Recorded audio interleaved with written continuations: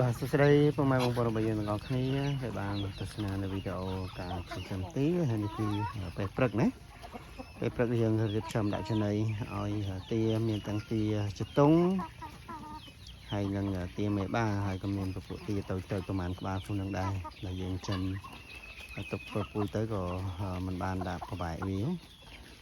ដាក់វាចូលជុំគ្នាទាំងដងណាប៉ុន្តែមានប៉ាប៉ារីមានឃីងមានប៉ាប៉ារីកាត់ឃីងច្រើនប្រភេទដែរហើយនោះក៏មានដែរច្រើនទីរបស់យើងរយៈនេះទៅចូលជិត200ក្បាលទាំងតូចទាំងធំប្រហែលចូលជិត200ក្បាល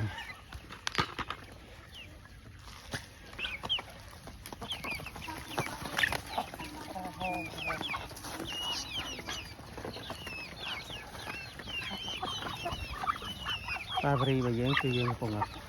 សន្សំឲ្យបានច្រើនកម្រងរបស់យើងឆ្នាំក្រោយគឺយើងដាក់តែប៉ាប៉ារីសឹកហើយឃើញយើងចិញ្ចឹមដែរតែយើងចិញ្ចឹមមិនច្រើនហើយឃើញយើងចិញ្ចឹមប្រហែលជាខ្ទង់30ក្បាលទេហើយឆ្នាំក្រោយគឺដាក់ឃើញ30ក្បាលឈ្មោល5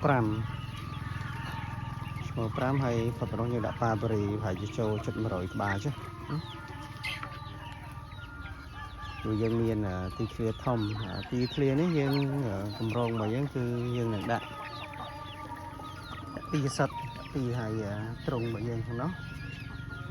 គឺយើងនឹងដាក់មន់យើងកំពុងរៀបចំណាខែ4នេះយើងរៀបចំឲ្យហើយអត់ទុកទៀតទេយើងរៀបចំក្រុងវាយល់អស់ហើយទី